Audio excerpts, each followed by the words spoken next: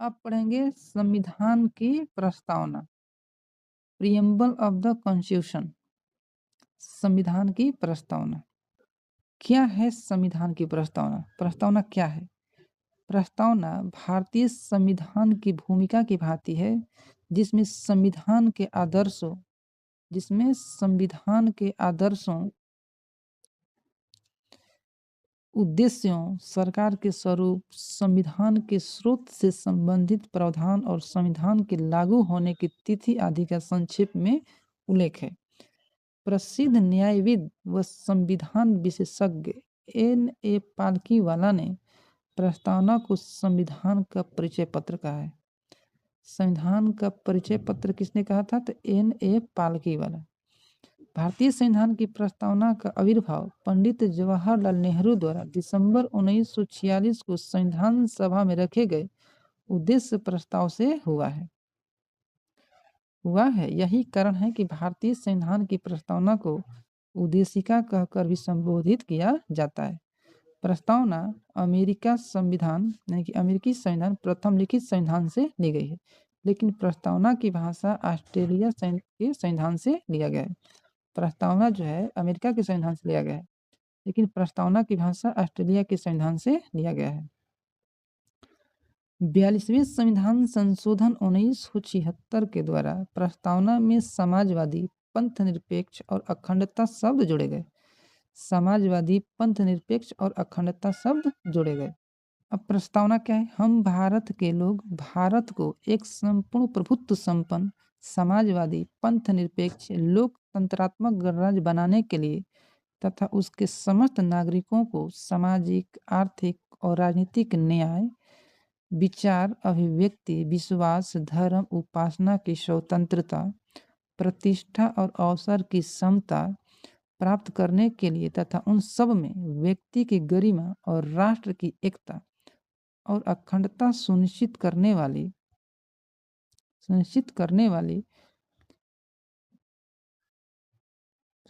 बंधुत्व बढ़ाने के लिए दृढ़ संकल्प होकर अपने इस संविधान सभा में आज तारीख 26 नवंबर 1949 मिति मार्गशीर्ष शुक्ल सप्तमी संवत 2006 विक्रमी को एदत्त द्वारा इस संविधान को अंगीकृत, अधिनियमित और आत्मर्पित करते हैं। इस संविधान को अंगीकृत, अधिनियमित और आत्मर्पित करते हैं। प्रस्तावना के मुख्य तत्व को एक चार्ट के माध्यम से समझने का प्रयास करते हैं। यह क्या है? प्रस्तावना के मुख्य तत्व क्या है? इस प्रस्तावना के मुख्य तत्व है संविधान के स्रोत, संविधान का स्वरूप और संविधान का उद्देश्य। तो संविधान का स्रोत क्या है? तो संविधान का स्रोत है हम भारत के लोग अर्थात जनता। संविधान का स्वरूप क्या है? तब संविधान का स्वरूप है कि संपूर्ण प्रभुत्व संपन्न। दूसरा है समाजवादी, पंथ निरपेक्ष, लोकतंत्रात्मक, उसके बाद गणराज्य। यह है संविधान के स्वरूप। संपूर्ण प्रभुत्व संपन्न, समाजवादी, पंथ निरपेक्ष, लोकतंत्रात्मक और गणराज्य। उसके बाद संविधान का उद्देश्य क्या है? न्याय कैसा न्याय? तो सामाजिक, आर्थिक और राजनीतिक न्याय। स्वतंत्रता में कितने स्वतंत्रता? 5। तो विचार, अभिव्यक्ति, विश्वास, धर्म और उपासना की स्वतंत्रता, प्रतिष्ठा और अवसर की समता, व्यक्ति की गरिमा, राष्ट्र की एकता और अखंडता और बंधुत्व। यह है संविधान के उद्देश्य। प्रस्तावना में उल्लेखित शब्द हम भारत के लोग, with the people of India, हम भारत के लोग अंगीकृत, अधिनियमित और आत्मर्पित करते हैं, अर्थात भारत के लोगों द्वारा ही इस संविधान को बनाया, स्वीकार किया तथा स्वयं को अर्पित किया, अर्थात अपने ऊपर लागू किया गया है। भारतीय संविधान भारतीय जनता को समर्पित। संपूर्ण प्रभुत्व संपन्न, इसका अर्थ है कि भारत अपने आंतरिक एवं वैदेशिक मामलों में बिना किसी बाहरी दबाव एवं प्रतिबद्धता के स्वतंत्र रूप से निर्णय लेने में सक्षम हो। तो संपूर्ण प्रभुत्व संपन्न में आंतरिक मामला और बाहरी मामला। तो आंतरिक मामला क्या है? तो आंतरिक मामला में जैसे कि राजनैतिक, आर्थिक, सामाजिक और धार्मिक, ये सभी मामले में अपने से निर्णय लेगा। और विदेशी मामले में जैसे कि मित्र कौन होगा, शत्रु कौन होगा और संधि किससे के साथ करेंगे, यह भारत स्वयं निर्धारित करेगा। राष्ट्र कुल यानी कि स्वाधीन राष्ट्रों का एक स्वतंत्र संघ एवं संयुक्त राष्ट्र संघ जैसे वैश्विक संगठनों के सदस्य बनाए रखने के कारण भारत संपूर्ण प्रभुत्व संपन्न होने के विरुद्ध आपेक्ष लगाया जाता है। राष्ट्रमंडल में ब्रिटिश क्राउन को केवल प्राचीन ब्रिटिश साम्राज्य की एकता का प्रतीक स्वरूप स्वीकार किया गया है। इसके अतिरिक्त कई वैश्विक संगठनों से जुड़ाव भारत के स्वेच्छता पर निर्भर करता है। साथ ही इस संगठनों द्वारा जारी नियम भारत पर बाध्यकारी नहीं है और भारत स्वेच्छा से ऐसे संगठनों की सदस्यता परित्याग कर सकता है। नेहरू जी के उक्त कथन यह है कि यह स्वेच्छा से किया गया करार है और इसे स्वेच्छा से समाप्त किया जा सकेगा। यह किसने कहा था कि यह स्वेच्छा से किया गया करार है और इसे स्वेच्छा से समाप्त किया जा सकता है? तो पंडित जवाहरलाल नेहरू ने कहा था। सभी प्रकार के अपेक्ष खंडन करता है। अब समाजवादी क्या है?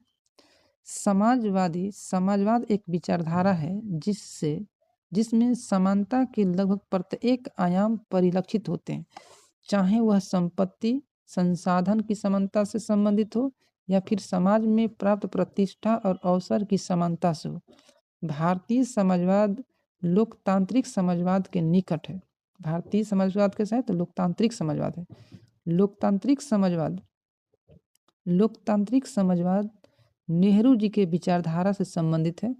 इसमें मिश्रित अर्थव्यवस्था का मतलब होता है कि सार्वजनिक व निजी क्षेत्रों का सह अस्तित्व के लक्षण मौजूद है। लोकतांत्रिक समाजवाद किसने दिया? नेहरू जी के विचारधारा है। तो लोकतांत्रिक समाजवाद में मिश्रित अर्थव्यवस्था जुड़ा हुआ है। भारतीय समाजवाद के निम्नलिखित तत्व हैं। क्या तत्व हैं? भारतीय समाजवाद के निम्नलिखित तत्व है। सार्वजनिक क्षेत्र व निजी क्षेत्र का सह अस्तित्व जिसमें सार्वजनिक क्षेत्र का वरीयता प्राप्त है। सार्वजनिक क्षेत्र और निजी क्षेत्र के सह अस्तित्व है लेकिन सार्वजनिक क्षेत्र का वरीयता प्राप्त है।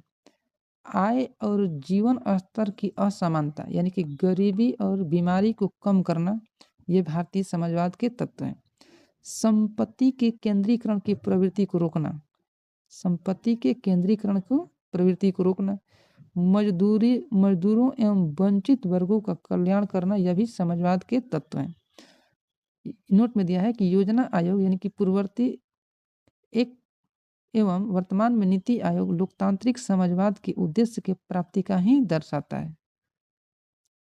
अब पंथ निरपेक्ष का मतलब क्या होता है? पंथ निरपेक्ष यानी कि सेकुलर। मूल रूप से भारतीय संविधान में यह शब्द भले ही न रहा हो किंतु भारतीय समाज प्रारंभ से ही अपनी बहुसंस्कृति विरासत को सौहार्दपूर्ण तरीके से संजोए हुए है। पंथ निरपेक्षता से तात्पर्य धर्म और राजनीति के अलगाव है, अर्थात राज्य का अपना कोई राजकीय धर्म नहीं होगा और न ही धर्म के नाम पर किसी भी नागरिक के साथ किसी भी प्रकार के भेदभाव किया जाएगा। भारत में मूल अधिकार के तहत प्रत्येक व्यक्ति को धार्मिक मामले में संरक्षण प्राप्त है। अनुच्छेद 25 से 28। किसी भी धर्म ग्रंथ की तुलना में संवैधानिक सर्वोच्चता को वरीयता प्राप्त है। किसी भी धर्म ग्रंथ की तुलना में संवैधानिक सर्वोच्चता को वरीयता प्राप्त है।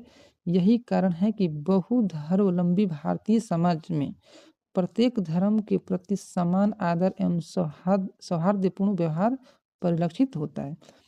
पंथ निरपेक्षता शब्द मूल संविधान में यानी कि मूल प्रस्तावना में नहीं था। इसे 42वां संविधान संशोधन 1976 के द्वारा प्रस्तावना में शामिल किया गया। लोकतंत्रात्मक यानी कि डेमोक्रेटिक क्या है? लोकतांत्रिक व्यवस्था से अभिप्राय है शासन संचालन की शक्ति संप्रभुता भारत की जनता में निहित है। शासन संचालन की शक्ति संप्रभुता भारत की जनता में निहित है। लोकतंत्र एक प्रक्रियागत प्रणाली है जिसमें नवीन आयाम जुड़ते चले जाते हैं और व्यवस्था को अधिक जीवंत बनाते हैं।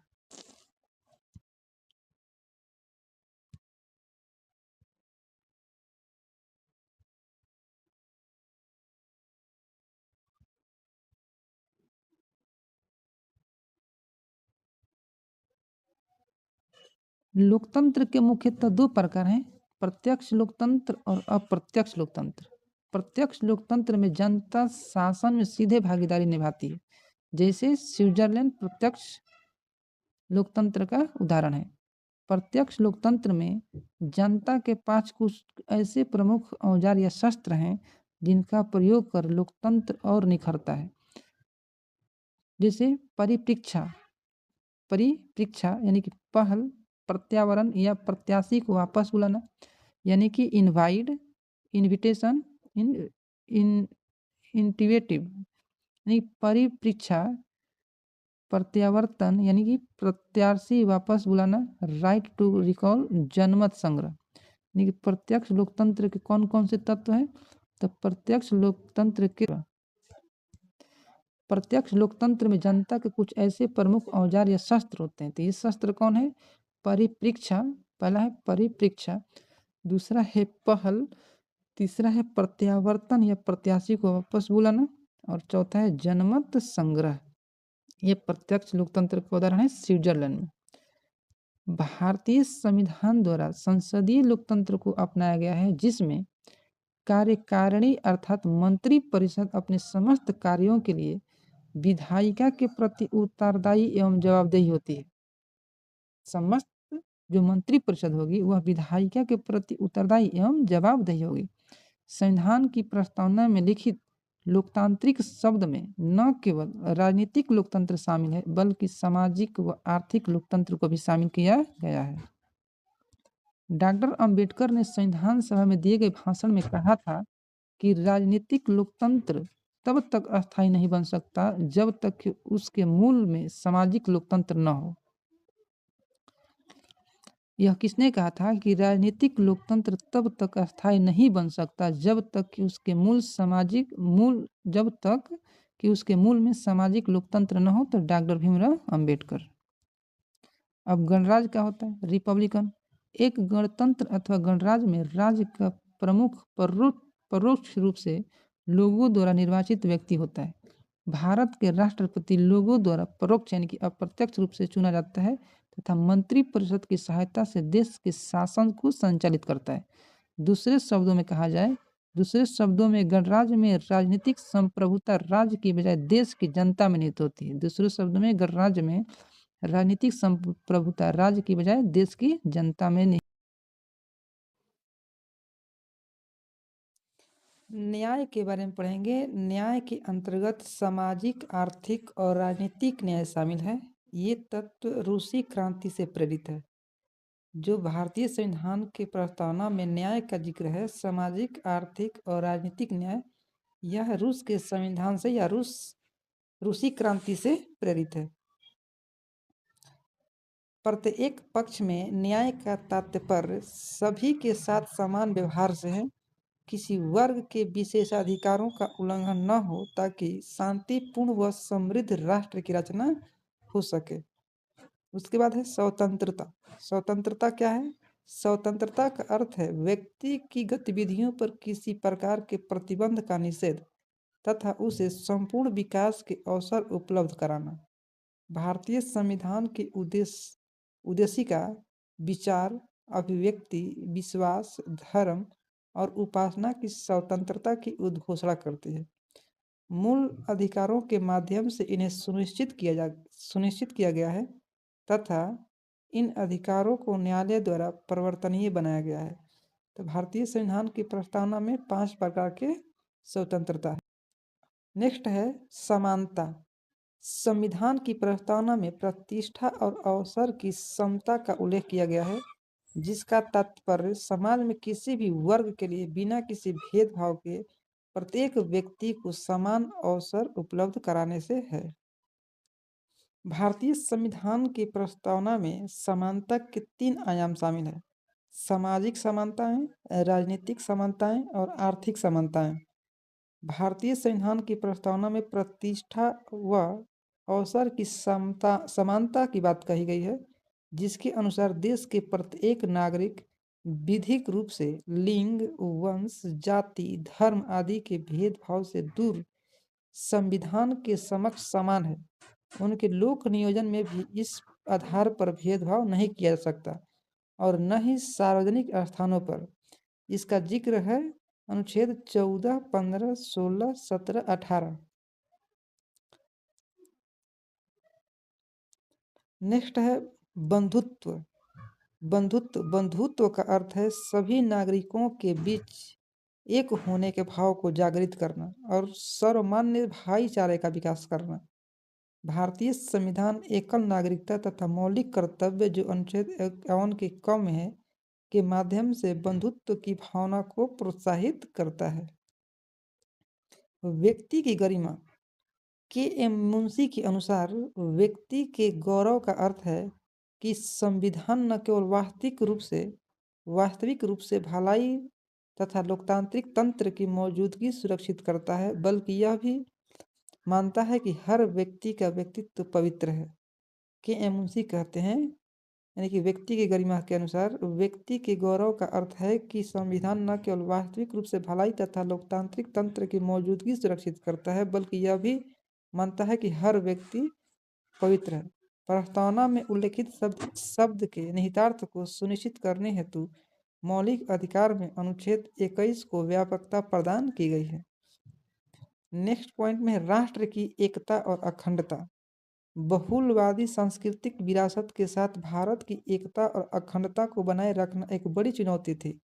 अतः मौलिक कर्तव्य के तहत प्रत्येक नागरिक का कर्तव्य माना गया कि वे अपने राष्ट्र की एकता और अखंडता को अक्षुण्ण बनाए रखेंगे। 42वें संविधान संशोधन अधिनियम 1976 के द्वारा प्रस्तावना में एकता शब्द के स्थान पर एकता और अखंडता शब्द जोड़ा गया। एकता के स्थान पर एकता और अखंडता शब्द जोड़ा गया। अब प्रस्तावना की उपयोगिता क्या है? The importance of preamble. प्रस्तावना संविधान के विस्तृत विवरण का संक्षिप्त रूप है। प्रस्तावना क्या है? तो प्रस्तावना संविधान के विस्तृत विवरण का संक्षिप्त रूप है। यह संविधान की आत्मा है। इससे संविधान के दर्शन की स्पष्ट झलक मिलती है। यह संविधान की आत्मा है, इससे संविधान के दर्शन की स्पष्ट झलक मिलती है। इसमें राजनीतिक, धार्मिक व नैतिक मूल्यों का उल्लेख है। राजनीतिक, धार्मिक और नैतिक मूल्यों का उल्लेख है। प्रस्तावना का महत्व यह भी है कि जब कोई अनुच्छेद अस्पष्ट हो और उसका ठीक से अर्थ जानने में कठिनाई हो, तो स्पष्टीकरण के लिए प्रस्तावना की भाषा का सहारा लिया जा सकता है। सबसे महत्वपूर्ण यही है कि प्रस्तावना का महत्व यह भी है कि जब कोई अनुच्छेद अस्पष्ट हो और उसका ठीक अर्थ जानने में कठिनाई हो, तो स्पष्टीकरण के लिए प्रस्तावना की भाषा को सहारा लिया जा सकता है। सर अल्लादी कृष्ण स्वामी अय्यर के शब्दों में, संविधान की प्रस्तावना हमारे दीर्घकालिक सपनों का विचार है। संविधान की प्रस्तावना हमारे दीर्घकालिक सपनों का विचार है। किसने कहा था? तो अय्यर, अल्लादी कृष्ण स्वामी अय्यर। के एम मुंशी ने भारतीय संविधान की प्रस्तावना को हमारे संप्रभु प्रजातांत्रिक तंत्र की जन्म कुंडली कहा है। के एम मुंशी भारतीय संविधान की प्रस्तावना को हमारे संप्रभु प्रजातांत्रिक गणतंत्र की जन्म कुंडली कहा है। प्रस्तावना में हम क्या करेंगे, हमारा ध्येय क्या है और हम किस दिशा में जा रहे हैं का उल्लेख है। प्रस्तावना संविधान का अंग है या नहीं, इस पर विचार करते हैं। बेरूबारी संघ 1960 में कहा गया कि प्रस्तावना संविधान का अंग नहीं है, क्योंकि यह न तो विधायिका की शक्ति का स्रोत है और न उसकी शक्तियों पर प्रतिबंध ही लगा सकती है।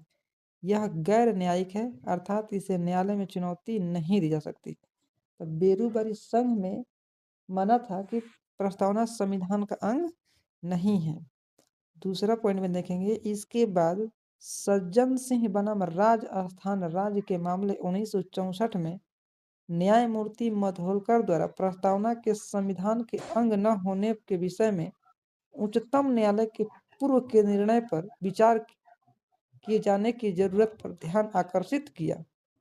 इसके बाद क्या हुआ कि सज्जन सिंह बनाम राजस्थान के मामले 1964 में न्यायमूर्ति मधोलकर के द्वारा प्रस्तावना के संविधान के अंग न होने के विषय में उच्चतम न्यायालय के पूर्व के निर्णय पर विचार किए जाने की जरूरत को ध्यान आकर्षित किया। और गोलकनाथ बनाम पंजाब राज्य 1967 में प्रस्तावना के विषय में कहा गया, यह संविधान की मूल आत्मा है, शाश्वत है और अपरिवर्तनीय है। गोलकनाथ बनाम पंजाब राज्य 1967 में कहा गया कि प्रस्तावना के विषय में कहा गया कि यह संविधान का मूल आत्मा है, शाश्वत है और अपरिवर्तनशील है। अंततः केशवानंद भारती बनाम केरल राज्य 1973 के मामले में अधिकांश न्यायाधीशों द्वारा वाद विवाद के बाद प्रस्तावना को संविधान का अंग स्वीकार किया गया। केशवानंद भारती बनाम केरल राज्य 1973 में प्रस्तावना परिवर्तनीय या संशोधनीय है या नहीं, इसको देखते हैं। प्रस्तावना में संशोधन, अनुच्छेद 368 से संबंधित वाद, ये संशोधनीय है या संशोधनीय नहीं है। केशवानंद भारती बनाम केरल राज्य में कहा था कि यह संशोधन हो सकता है, लेकिन बेरूबारी संघ केस 1960 में यह संशोधन का नहीं माना था। अनुच्छेद 368 के तहत संशोधनीय लेकिन मूल ढांचा से संबंधित विषयों में संशोधन संभव नहीं है।